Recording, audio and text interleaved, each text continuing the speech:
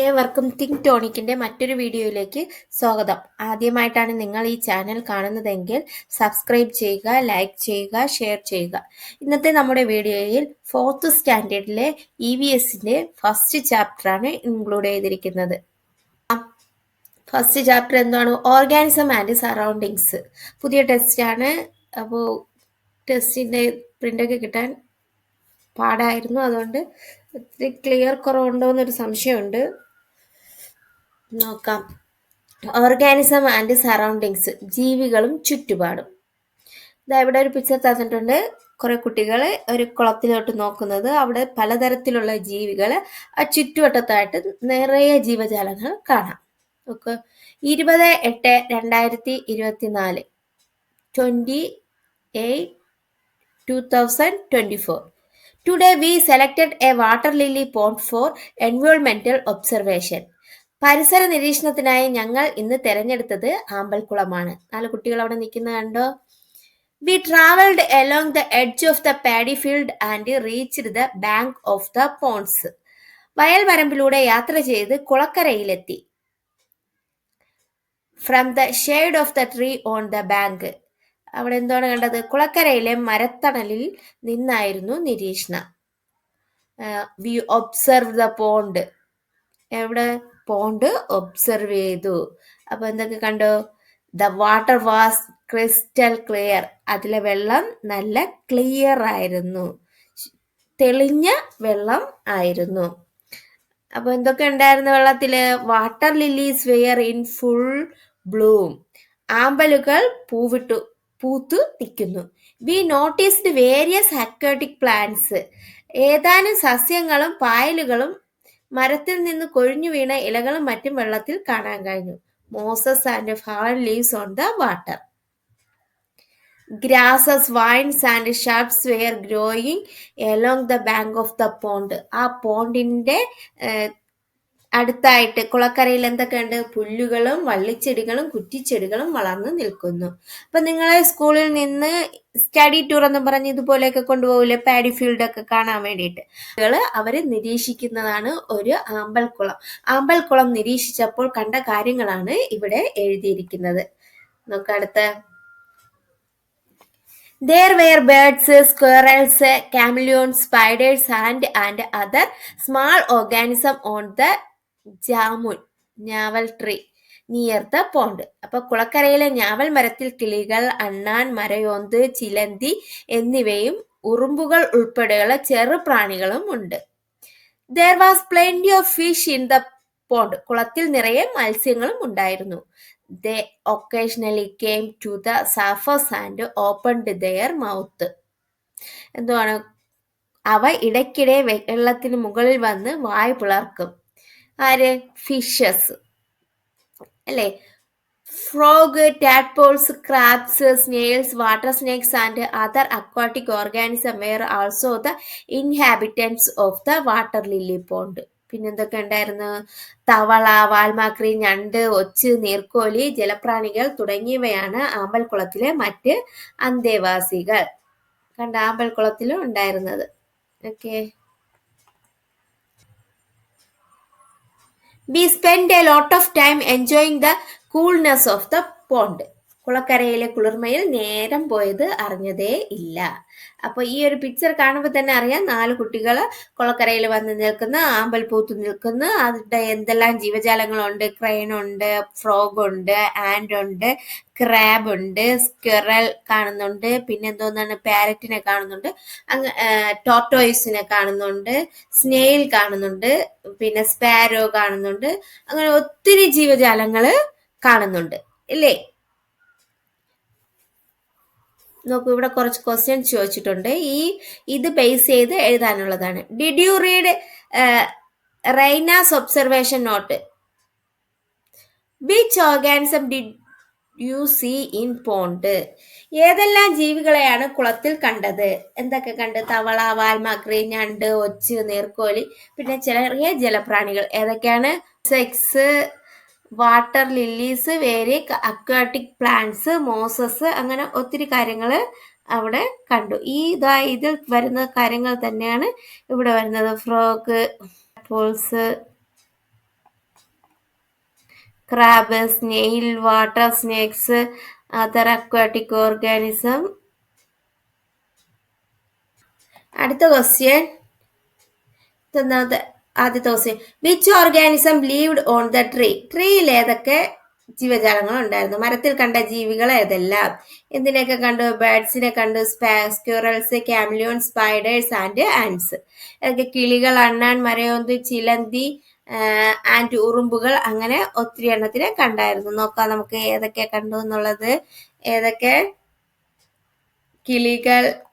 ഞാവൽ മരത്തിൽ എന്തൊക്കെ കണ്ട? അണ്ണാൻ, മരയോന്ത്, ചിലന്തി.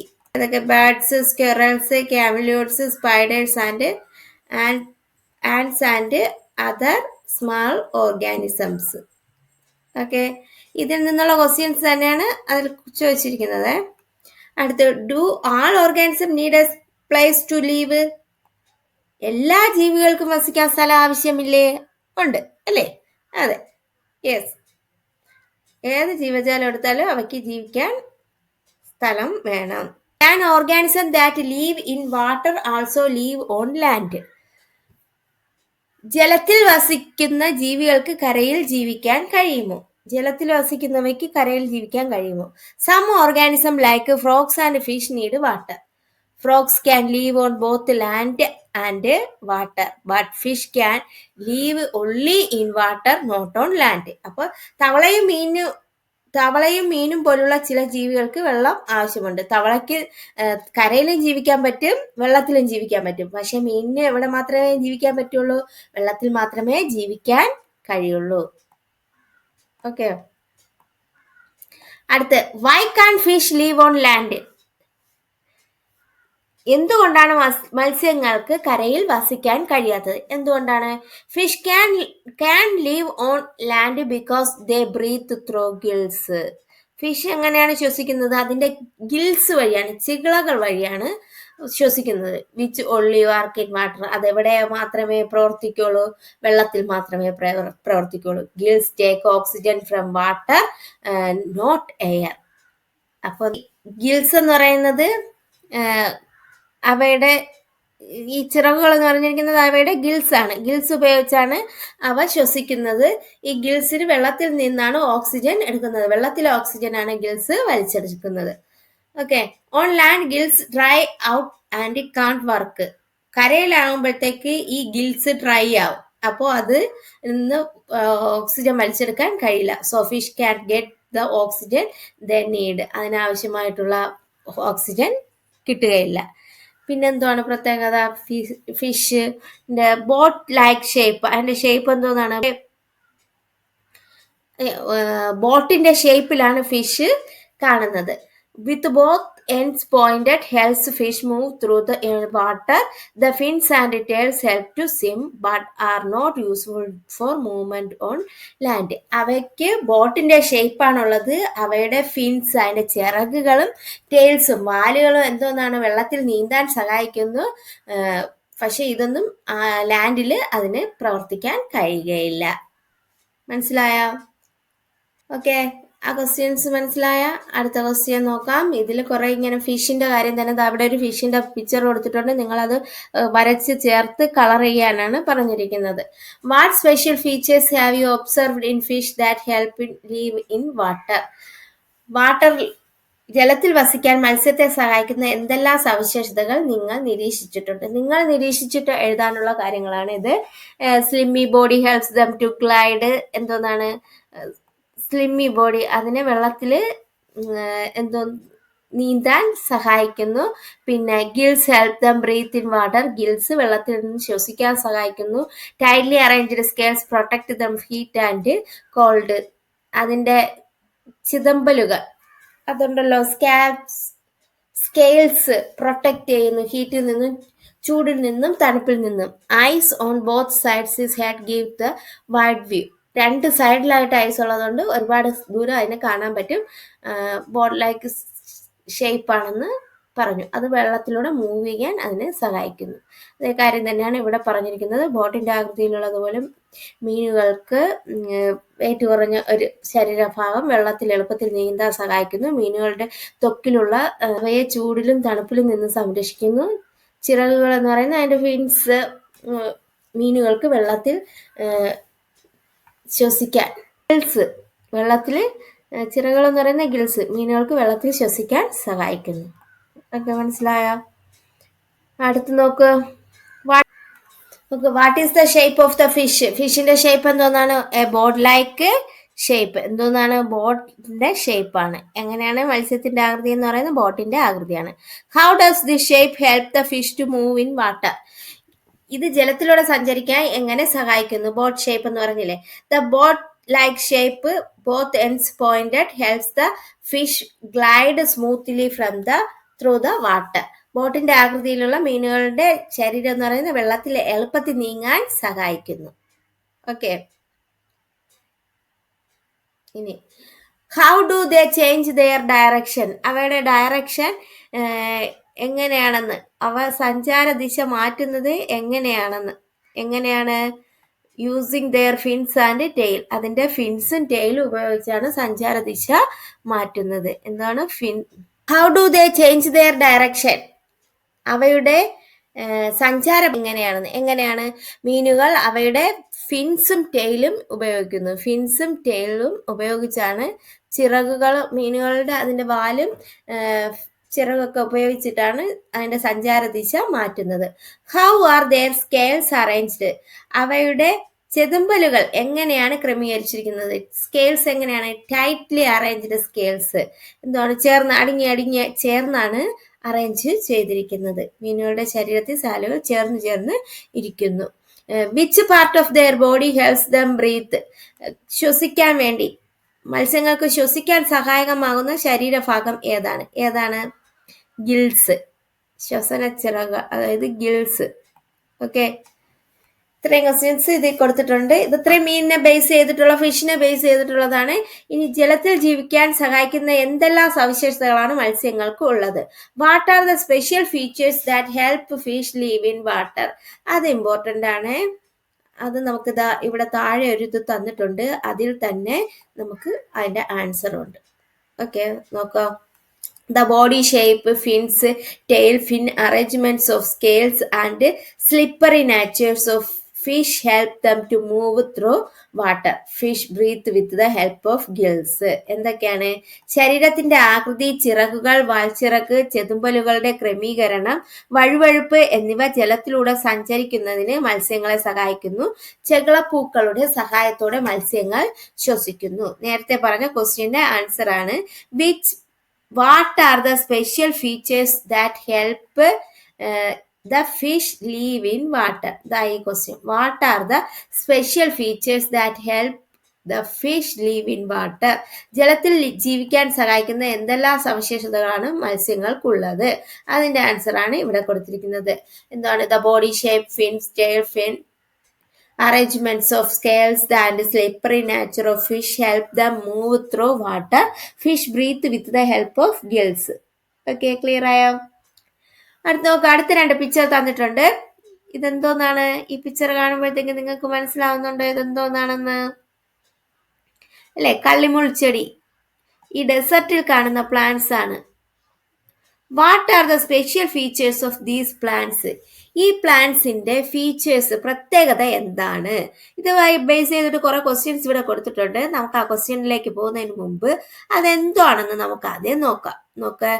Plants of the desert, xerophytes. നോക്കാം. മരുഭൂമിയിലെ സസ്യങ്ങൾ, അവയ്ക്ക് എന്താ പറയുക? മരുരൂഹങ്ങൾ. മരുഭൂമിയിലെ സസ്യങ്ങൾ എന്താ പറയുക? മരുരൂഹങ്ങൾ, സെറോഫൈറ്റ്സ്. Desert plants may have no leaves or have small leaves or thorns. മരുഭൂമിയിലെ സസ്യങ്ങൾ ഇലയില്ലാത്തതോ ചെറിയ ഇലകൾ ഉള്ളതോ മുള്ളുകൾ ഉള്ളതോ ആകാം. Their stems are thick, green and can store water.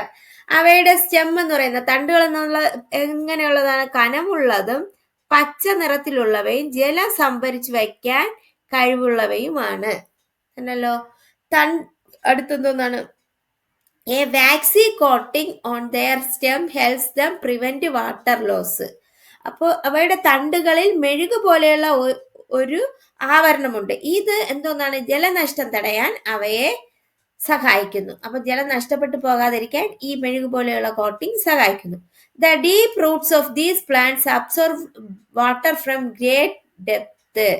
അപ്പോൾ അതിന്റെ റൂട്ട്സ് എന്ന് പറയുന്നത് ഡീപ്പ് റൂട്ട്സ് ആണ്. അത് അബ്സോർവ് ചെയ്യും വാട്ടർ. എത്ര ആഴത്തിൽ നിന്ന് വേണമെങ്കിലും മണ്ണിലേക്ക് വളരെയധികം താഴ്ന്നിറങ്ങാൻ കഴിവുള്ള അവയുടെ വേരുകൾ ആഴത്തിൽ നിന്ന് പോലും ജലം വലിച്ചെടുക്കും. മനസ്സിലായോ? Such desert plants are known as xerophytes. ഇവ എന്തോന്ന് പറയുന്നു? സെറോഫൈറ്റ്സ് എന്ന് പറയുന്നു. അപ്പൊ സെറോഫൈറ്റ്സ് എന്ന് പറഞ്ഞാൽ എന്താണ്? മരുരൂഹങ്ങൾ എന്ന് പറഞ്ഞാൽ എന്തോന്നാണ്? ആദ്യം മുതൽ അത്രയും പറയണം.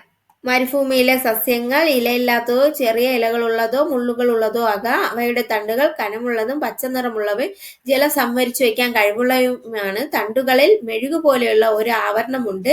ഈ ആവരണം ജലനഷ്ടം തടയാൻ അവയെ സഹായിക്കുന്നു. മണ്ണിലേക്ക് വളരെയധികം താഴ്ന്നിറങ്ങാൻ കഴിവുള്ള അവയുടെ വേരുകൾ ആഴത്തിൽ നിന്ന് പോലും ജലം വലിച്ചെടുക്കുന്നു.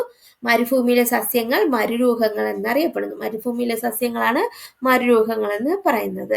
Okay, such desert plants are known as xerophytes. All these features enable them in the survive in desert. ഈ സവിശേഷതകളെല്ലാം മരുഭൂമിയിൽ വസിക്കുന്നതിന് അവയെ പ്രാപ്തമാക്കുന്നു. ഇത്രയും കാര്യങ്ങളെ ബേസ് ചെയ്തിട്ടാണ് ഇവിടെ കുറെ ക്വസ്റ്റ്യൻസ് തന്നിട്ടുള്ളത്. നമുക്കത് നോക്കി എഴുതാം.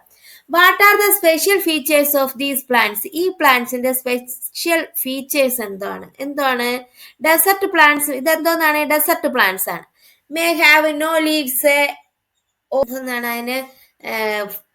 ഇലയില്ലാത്തതോ ചെറിയ ഇലകളുള്ളതോ മുള്ളുകളുള്ളതോ ആയ സസ്യങ്ങളാണ് ഇവ എന്ന് പറയുന്നത്. What is special about their stem? അവയുടെ സ്റ്റെമ്മിന്റെ പ്രത്യേകത എന്താണ്? Their stem are thick, green and can store water. മരുഭൂമി സസ്യങ്ങളുടെ പ്രത്യേകത എന്താണ്? അവയുടെ തണ്ടുകൾ ഇവിടെ കിടക്കുന്നുണ്ട്. കനമുള്ളവയും പച്ചനിറമുള്ളവയും ജലം സംഭരിച്ചു വയ്ക്കാൻ കഴിവുള്ളതും ആകുന്നു. ഓക്കെ, തണ്ടിന്റെ പ്രത്യേകതയാണ്.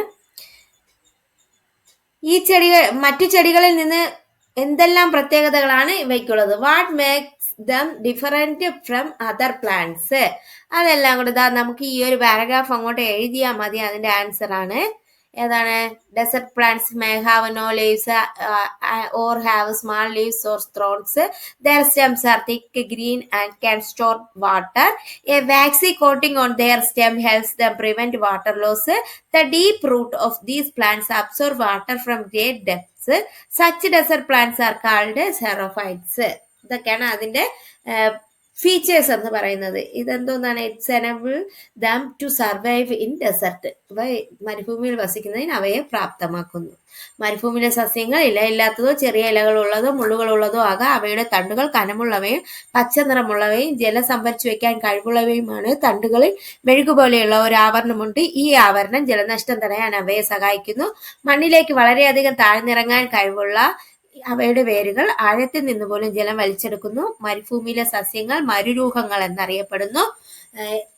എന്തോന്നാണ്? ഈ സവിശേഷതകളെല്ലാം മരുഭൂമിയിൽ വസിക്കുന്നതിന് അവയെ പ്രാപ്തമാക്കുന്നു. ഓക്കെ, ക്ലിയർ ആയോ? അടുത്തെന്താണ്? അഡാപ്റ്റേഷൻ, അനുകൂലനം. എന്താണ്? Plants and animals have body features that help them survive in their specific environments. Anybody feature that helps an organism survive their specific environments. Anybody features that help an organism survive in its environment is called adaptation. Adaptation, അനുകൂലനം. സസ്യങ്ങൾക്കും ജന്തുക്കൾക്കും അവ ജീവിക്കുന്ന ചുറ്റുപാടിന് അനുയോജ്യമായ ശാരീരിക സവിശേഷതകളുണ്ട്. ഒരു ജീവിക്ക് അതിന്റെ വാസസ്ഥലത്ത് ജീവിക്കുന്നതിന് സഹായകമായ ശാരീരിക സവിശേഷതകളാണ് അനുകൂലനം എന്ന് പറയുന്നത്.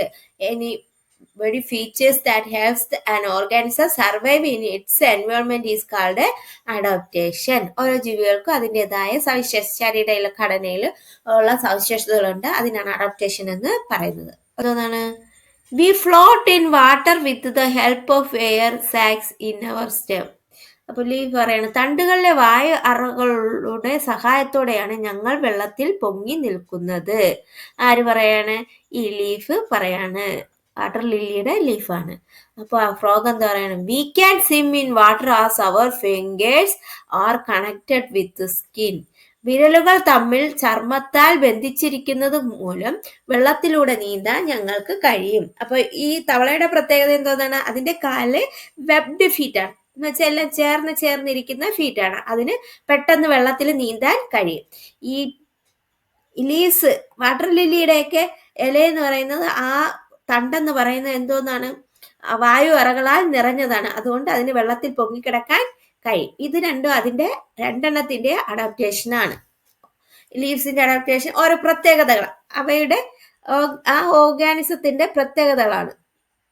അപ്പൊ നോക്ക്, have you listen the conversation between the water lily and the frog? ആമ്പലും തവളയും തമ്മിലുള്ള സംഭാഷണം നിങ്ങൾ ശ്രദ്ധിച്ചില്ലേ? കൂടുതൽ അഡാപ്റ്റേഷൻസ് എഴുതാനാണ് പറഞ്ഞിരിക്കുന്നത്. ആമ്പലിന്റെ പ്രത്യേകതകൾ, ഫ്രോഗിന്റെ പ്രത്യേകതകൾ എഴുതാനാണ് പറഞ്ഞിരിക്കുന്നത്. അപ്പോൾ വാട്ടർ ലില്ലി എന്ന് പറയുന്നത് ഹാസ് ബോർഡ് ഫ്ലോട്ടിംഗ് ലീവ്സ്, മുകളിൽ പൊങ്ങിക്കിടക്കുന്ന, വെള്ളത്തിൽ പൊങ്ങിക്കിടക്കുന്ന ഇലയാണ്. അവയുടെ പ്രത്യേകത എന്ന് പറയുന്നത് ലോങ് ഫ്ലെക്സിബിൾ സ്റ്റെം, നീളം കൂടിയതും ഫ്ലെക്സിബിൾ ആയിട്ടുള്ള സ്റ്റെം ആണ് ഒന്നാമത്തത് ഇത്. രണ്ടാമത്തത് ഇത്.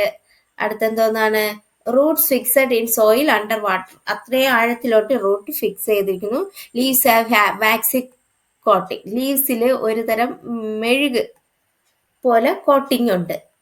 അത് വാട്ടർ ലില്ലിയുടെ. വെള്ളത്തിൽ പൊങ്ങിക്കിടക്കുന്നു, വിസ്തൃതമായ ഇലകൾ, നീണ്ട ഇളക്കമുള്ള തണ്ട്, പിന്നെന്തോന്ന്? വേരുകൾ വെള്ളത്തിനടിയിൽ മണ്ണിൽ പറ്റി പിടിച്ചിരിക്കുന്നു.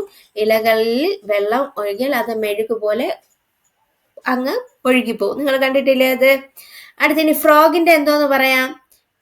Has webbed feet for swimming, എന്തോന്നാണ്? ചേർന്ന കാലുകൾ, ചേർന്ന കാലുകൾ സ്വിമ്മി ചെയ്യാൻ സഹായിക്കുന്നു.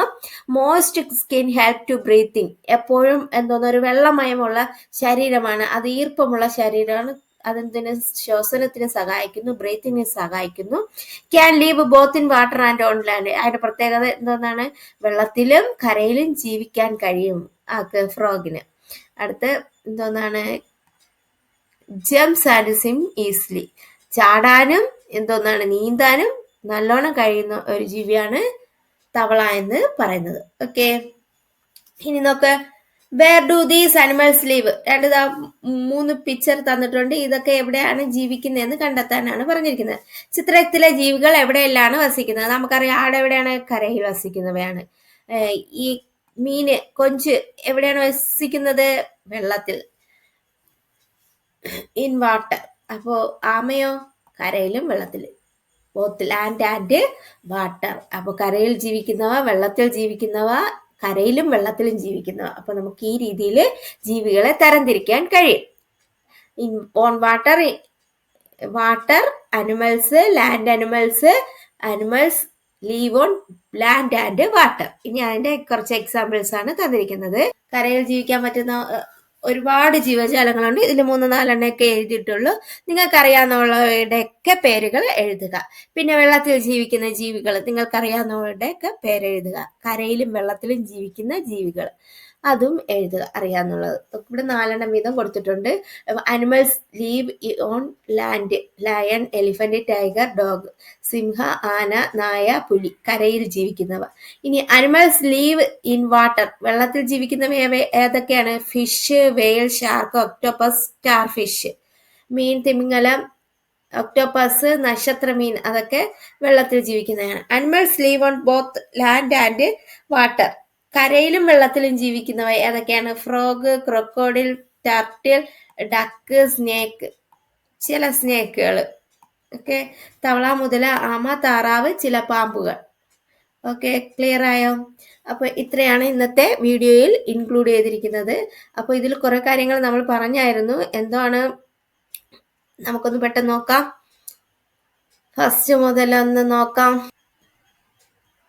കരയിലും വെള്ളത്തിലും ജീവിക്കുന്ന കുറെ ജീവികളുടെ കാര്യം നമ്മളിവിടെ പറഞ്ഞായിരുന്നു അല്ലേ? ആ പിക്ചറിൽ നിന്ന് എഴുതാനുള്ളത് അതൊന്ന് നോക്കി വെക്കുക. അത് കഴിഞ്ഞിട്ട് എന്തോന്നാണ്? ഫിഷിനെ കുറിച്ചാണ് പറഞ്ഞത്. ഫിഷിന്റെ പ്രത്യേകത അത് ഈ ഒരു പാരഗ്രാഫിൽ നിന്ന് തന്നെ ഒരുപാട് കാര്യങ്ങൾ നമുക്ക് മനസ്സിലാക്കാൻ കഴിയും.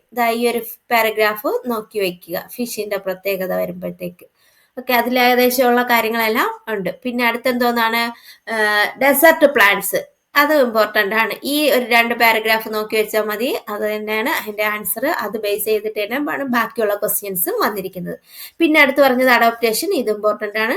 Plants and animals have body features that help them survive in their specific environments. Any body feature that helps an organism survive in its environment is called adaptation. സസ്യങ്ങൾക്കും ജന്തുക്കൾക്കും അവയുടെ ജീവിക്കുന്ന ചുറ്റുപാടിന് അനുയോജ്യമായ ശാരീരിക ക്ഷമതകളുണ്ട്. ഒരു ജീവിക്ക് അതിൻ്റെ വാസസ്ഥലത്ത് ജീവിക്കുന്നതിന് സഹായകമായ ശാരീരിക സവിശേഷതയാണ് അനുകൂലനം എന്ന് പറയുന്നത്. അത് ഇമ്പോർട്ടൻ്റ് ആണ്. പിന്നെ എന്തോന്നാണ് അഡാപ്റ്റേഷൻ ആയിട്ട് ബന്ധപ്പെട്ട് ഇതെനിക്ക് ജീവികളെ ചോദിച്ചിട്ട് അവയുടെ പ്രത്യേകത അഡാപ്റ്റേഷൻ എന്തൊക്കെയാണെന്നുള്ളത് അത് നോക്കുക. പിന്നെ എന്തുവാണ്, പിന്നെ കരയിൽ ജീവിക്കുന്നവ, വെള്ളത്തിൽ ജീവിക്കുന്ന ജീവികൾ, കടയിലും വെള്ളത്തിലും ജീവിക്കുന്ന ജീവികൾ എഴുതാനുണ്ട്.